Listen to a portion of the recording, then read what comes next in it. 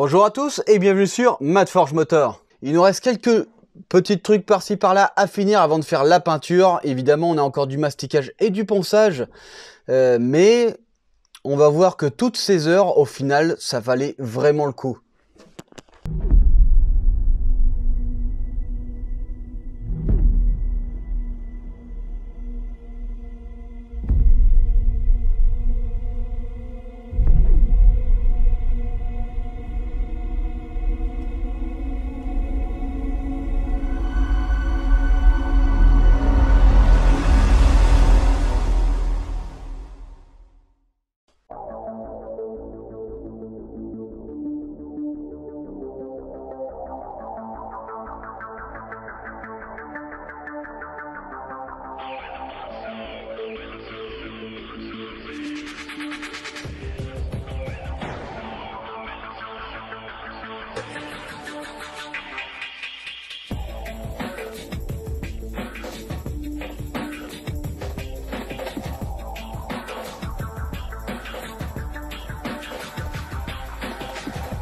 Alors, après une quarantaine d'heures facile, voire 50 heures de ponçage et de masticage, on commence à être pas trop mal, hein. Alors ce qu'il faut savoir, c'est que j'avais à peu près 8 ou 9 litres de mastic. Et ben voilà, tout est parti en poussière. Ce sont des pots comme ça. Donc tous les pots sont vides là. Parce qu'il a fallu évidemment, sur les contours d'aile, il a fallu rajouter de la matière pour lisser réellement bien l'aile. Tout le capot, vu qu'il a été fait sur mesure, hop, il a dû fallu mastiquer tout. L'arrière aussi, il faut mastiquer pour faire des bonnes formes. Si j'avais eu certains outils, j'aurais pas eu besoin d'avoir utilisé autant de mastic. Si j'avais eu un tire-clou, j'aurais pu tirer la matière, parce qu'à des endroits, la matière, elle s'est réenfoncée. Le fait d'avoir un soudeur fil fourré, et ben au final ça chauffe un peu trop, ça se déforme, et derrière je peux pas tirer avec un tire-clou si j'ai pas le tire-clou. Donc il faut compenser avec du mastic. Donc j'ai pris du mastic fibré parce que c'est du mastic extrêmement résistant. Ça commence à être pas mal. On a encore des défauts, comme ici par exemple. On a encore quelques détails à régler. Là on doit remastiquer. Ce qu'il va falloir faire maintenant, ici j'ai rajouté de la matière pour pouvoir faire une continuité, parce que j'avais pas assez de place. Par contre, vu que j'ai rajouté, il va falloir que j'en enlève ici, forcément. Donc là, ce qu'on va faire, on va s'occuper de ça. Ici, je vais redécouper. Je vais renlever les autocollants que j'avais mis. Et ici, j'avais retravaillé la matière. Le problème, c'est que ça a gonflé. Ça a gonflé parce que ici, ça va. Parce qu'ici, j'ai fait en soudant. De l'autre côté, ici, je l'ai fait... Ah, je sais même plus où c'est. Là, ici. Ici, bah, on voit pas du tout à la caméra, hein, mais ça se voit clairement. Voilà, je l'ai fibré. Le problème, c'est que la fibre, ça bouge avec le temps. Donc, il faut que je refasse ça. Ici aussi, on voit le défaut. Alors, soit c'est à cause de la fibre que ça a bougé, soit c'est parce que j'ai mal dégraissé mes parties avant de peindre et avant de mastiquer. Et aussi avant d'apprêter. Donc ça, il va falloir que je m'en occupe. Donc ça, il faut que je le refasse. Et il faut que je m'occupe des bords. Une fois que j'ai mis les bords, je viens poser mon coffre. Une fois que mon coffre est posé, je regarde si ici on est bon, si on est bien ajusté. Une fois que ce sera le cas, je dépose mes ailes, je les retravaille une dernière fois parfaitement, j'essaye de faire le mieux possible. Et ensuite, je peins direct. Je peins ça plus les deux ailes pour voir ce que donne ma peinture. Donc on verra ça après. À la fin, en dernier, je m'occupe de toute la coque. Évidemment, il y a le capot aussi. Il y a encore un travail monstrueux sur le capot. Ah, mais bon, c'est le jeu. L'avant, il reste plus grand chose. Il va juste falloir réouvrir en bas pour faire passer l'air. C'est tout, hein. Tout le reste, on a déjà pas mal travaillé dessus, mais il y a sûrement des endroits où il faut retravailler. Et ça, c'est sûr, ça, faut le retravailler aussi. Ici, je vais le boucher. Ces deux petits trous. C'est les deux petits trous qui m'ont servi à faire le logo de cette voiture. Et après, on sera vraiment pas mal. Une fois qu'elle sera toute peinte, on aura déjà bien avancé. Alors, il faut absolument se grouiller parce que l'hiver est déjà là. Et malheureusement, je n'ai pas de cabine de peinture, donc je peux pas chauffer ma pièce.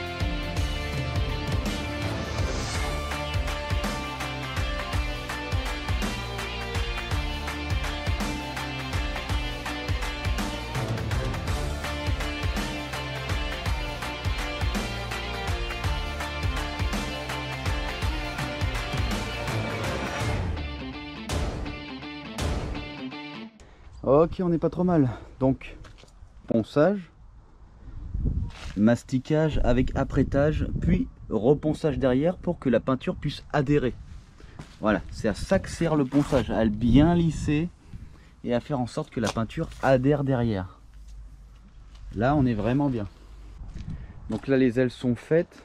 Il faudra que j'enlève encore un peu la poussière. Là, on est vraiment bien. Ensuite, je vais appliquer directement la peinture en plein soleil comme ça. Et après, j'appliquerai le vernis. Je croiserai les doigts pour pas qu'il y ait de bestioles. Malheureusement, j'ai pas de place pour pouvoir faire ma peinture. Il y a la BMW dans le garage. Et oui, du coup, je suis embêté. Donc là, déjà, pour ces morceaux-là, je vais pouvoir le faire à l'extérieur. Le capot aussi, je pourrais. Par contre, après, toute la voiture, on verra bien plus tard. Mais il faut que je me dépêche avant que l'hiver tombe, de toute façon. Donc là, on va peindre.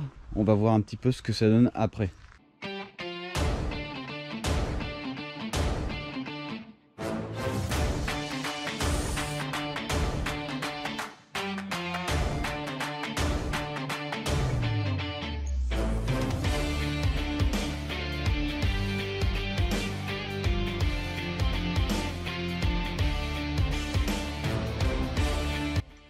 Hop, voilà un peu ce que donne la peinture. C'est vraiment pas mal du tout. J'ai fait des petites erreurs. Je sais même pas si ça se voit. Ah si, ouais. Oh putain, ça se voit quasiment pas. Ici, on a de la coulure très légère. Là aussi, là ça se voit un peu plus. Mais on a une surface extrêmement plate, extrêmement lisse. On se voit très bien dedans. Là, c'est normal parce que c'était de cette façon. Donc finalement, quand je mets mon vernis, hop, ça s'étale et c'est très propre. Je ferai pareil pour le capot pour que ce soit aussi propre. Donc là, on a vraiment quelque chose de vraiment, vraiment beau. On va partir sur les ailes. Les ailes, quand je les peins, je les mets en l'air. Je les mets pas sur le bas. Et j'aurais peut-être dû faire ça. Ça aurait été beaucoup plus beau. Regardez ça. Là, ouais, c'est pas trop mal quand même. On a quand même quelque chose de très beau. C'est une très belle peinture. Peinture custo, vous voyez, on l'a bien assombri. Donc titanium, c'était dark titanium, mais c'était un peu trop clair. Donc là, je l'ai vraiment foncé pour que ça donne vraiment bien. Bon, évidemment, là, on n'a qu'une aile. Hein. Enfin, on n'a qu'une aile. On a les deux ailes. Mais c'est vraiment pas trop mal. Au final, l'allongement, bah, faut chercher. Si on regarde vraiment très précisément, on le voit. Mais, ouais. Non, c'est bien fait. C'est pas trop mal. On a quand même une belle peinture. Donc maintenant, il va falloir absolument que je m'occupe du capot. Le capot, ça va être extrêmement long. Il va falloir que je finisse l'avant. Et après, il va falloir que je finisse tout l'arrière pour pouvoir tout peindre. Mais je pense que ça va vraiment être bon. Je pense que j'ai fait le bon choix de peinture. Cette peinture-là, ben, c'est pas courant. Et c'est très, très bien. Derrière, quand on va ajouter du noir et de l'or, pour rappeler un peu le contour de la jante, et le noir de l'intérieur de la jante, on va faire quelques touches par-ci par-là, ben comme ce que je viens de vous montrer ici. Bon, un peu moins prononcé. Ici, on va faire noir, la noire, de la bande autour or. Le capot, il va falloir travailler un truc très très fin, très très subtil, pour pas que tout se retrouve derrière niveau graphique. Mais je pense que ça va vraiment être bien. Je pense que ça va vraiment être bien. Ouais. Je pense qu'on va avoir un beau truc. Il va falloir que je supprime ces trous. que je redresse un peu la plaque.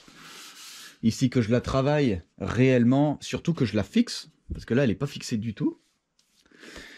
Ici, il faudra juste finir 2-3 endroits comme là. Et ici, ouvrir en bas pour faire passer l'air. Et oui, c'est bien que ce soit esthétique, mais il faut que ce soit aussi utilisable. Bon, après, j'ai envie de dire, avec l'entrée d'air qu'on a ici, on va pas avoir de soucis. Hein. Là, on a vraiment beaucoup d'air qui va rentrer. Mais bon, on n'est pas trop mal, on continue.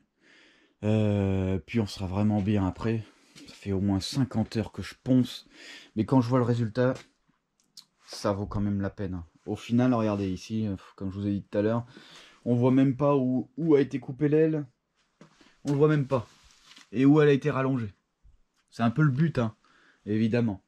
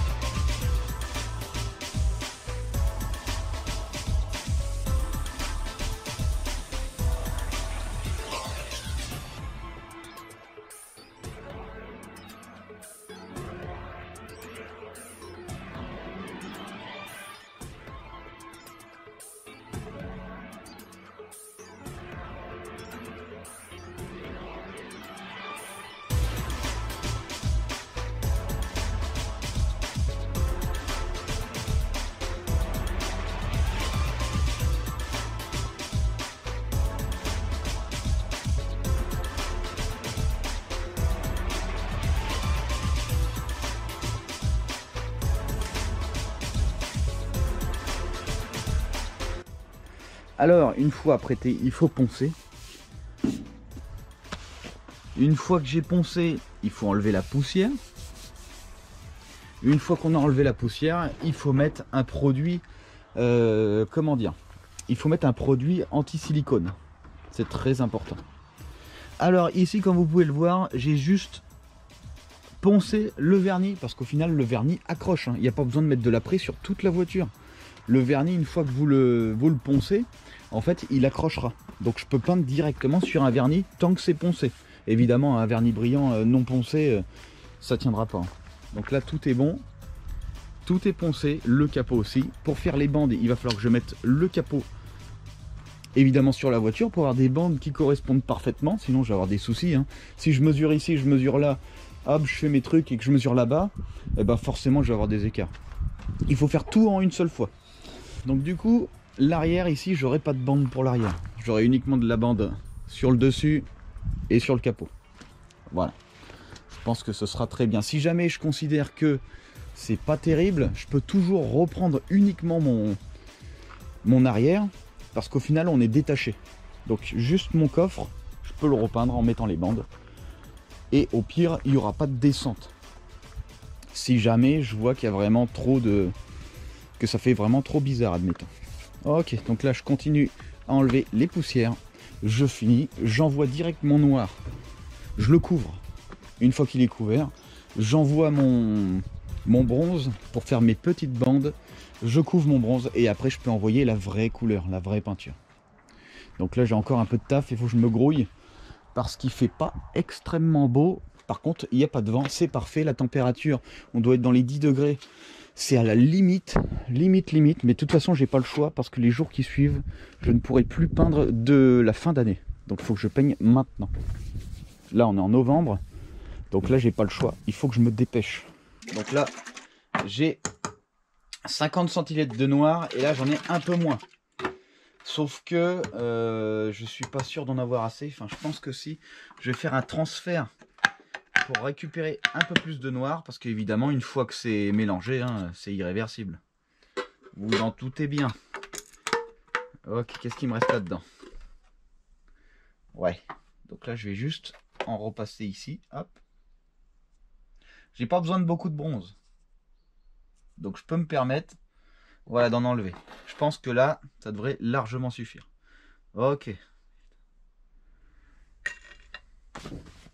Je referme immédiatement pour pas contaminer mon noir. Ok, maintenant que j'ai fait le transfert, le bronze, hein, c'est pas compliqué. C'est de l'or avec du rouge pigmenté, comme ça. Hop. Donc voilà, c'est du rouge un peu comme l'or. En fait, c'est de l'or rouge, quoi. Là, c'est de l'or jaune, là, c'est de l'or rouge. Donc là, c'est simple, hein. Je veux un bronze assez clair. Pour avoir un bronze assez clair, je vais plutôt favoriser plus de couleur or jaune que de rouge. Je vais en mettre pas mal parce qu'évidemment, le noir fait ressortir la couleur. J'ai essayé avec du blanc, impossible de voir l'or dans le blanc. Il faut que j'en mette beaucoup parce que le noir, autant ça fait ressortir la couleur, mais autant ça la couvre aussi. Eh oui, puisqu'au final ça va être dans la couleur. Hop, maintenant je vais mélanger. Ce qu'il faut savoir, c'est que les pigments sont plus lourds que la peinture. Ils ont tendance à rester au fond, il faut toujours remuer. Voilà, regardez, ça fait même limite, ça fait déjà bronze en fait. Il n'y a même pas besoin de rajouter du rouge. On est déjà sur du bronze. Donc là, je pense que les derniers pigments vont y passer. Et il n'y aura même pas besoin, hop, de rajouter de rouge. On va voir ce que ça donne. Tac. Donc là, on voit, on est bronze. Par contre, à partir du moment où il y a les rayons du soleil, bon malheureusement il n'y a pas de soleil aujourd'hui, eh ben, on va vraiment voir un peu plus or. Ça va éclaircir évidemment. À l'ombre, ça va être comme ça. Par contre, au soleil, ça va être vraiment or. Donc là, c'est bon, j'ai créé mon bronze pour mes bandes de couleurs, qui seront du coup couleur bronze. Et maintenant, j'ai plus qu'à continuer à m'occuper de ma carrosserie. Et il faut absolument que je peigne aujourd'hui. De toute façon, j'ai pas le choix.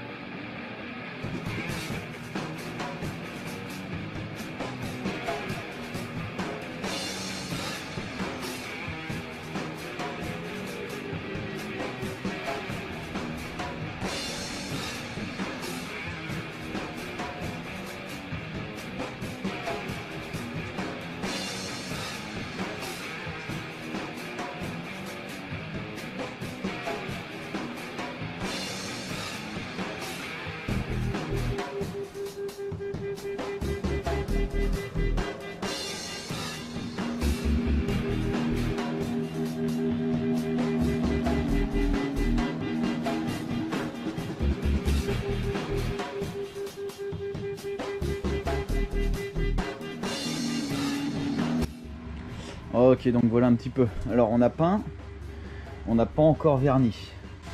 Alors, est-ce que j'ai mis assez de peinture? On dirait, il faut faire attention parce que c'est assez traître. C'est très important, il faut bien regarder. Parce que ça m'est déjà arrivé plusieurs fois au final de ne pas avoir mis assez de peinture. Hein. Mais là, ça a l'air d'être pas mal. Donc je pense qu'on a quelque chose de vraiment bien. Bon, vous voyez l'espace un peu là. Pour travailler, c'est vraiment l'enfer. Mais bon, j'ai pas trop le choix. Ok, donc maintenant il faut que j'attende que ça sèche bien. Et une fois que ça sera très bien séché, je pourrai enlever tous les autocollants. Voilà, parce que si j'enlève les autocollants alors que c'est pas encore séché, en fait, quand je vais enlever ici, là, ça va créer des micro-particules et ça pourrait venir se coller sur la peinture qui est pas encore sèche. Ou sinon complètement abîmer la peinture. Donc là on est vraiment bien, j'ai l'impression que j'ai pas oublié d'emplacement. Non, c'est vraiment pas mal. Alors une fois de plus, j'ai vraiment pas de place. Franchement, je suis un peu triste avec la BMW là qui prend la moitié du garage. Je fais comme je peux quoi. Mais bon, on va dire que ça va. Voilà. Donc là il n'y a plus qu'à attendre. Et une fois que tout est bon, j'envoie le vernis. une fois que tout est bien sec.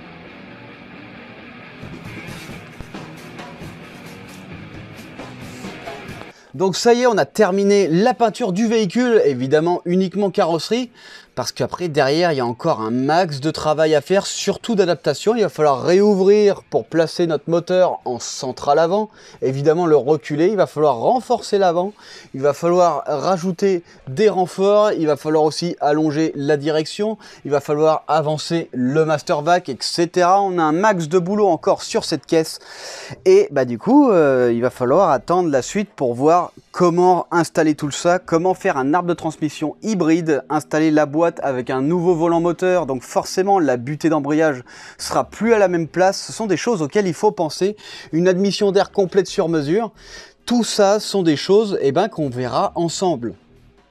Voilà, en attendant, je pensais que ce véhicule serait déjà fini, mais c'est extrêmement long, rien que le système complet d'échappement, donc du collecteur à la fin de la ligne qui est terminé, hein, ça m'a pris entre 5 à 7 jours, mais du 8 heures par jour, donc c'est énormissime, ça m'a pris beaucoup de temps. Je pensais pas que ça prendrait autant de temps, mais c'est des choses que je suis obligé de faire, évidemment, pour que ça avance correctement. Pareil ici, admission, cette admission on va la repeindre en couleur des cornets, donc le rouge iridescent, celui-là.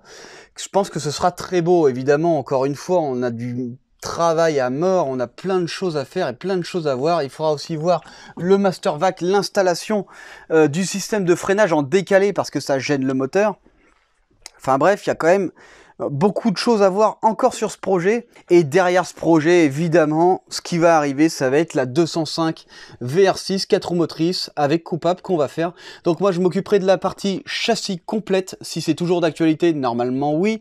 Et lui, il s'occupera de tout ce qui est moteur. Donc moi, je m'occuperai du châssis, des transmissions, du système de freinage.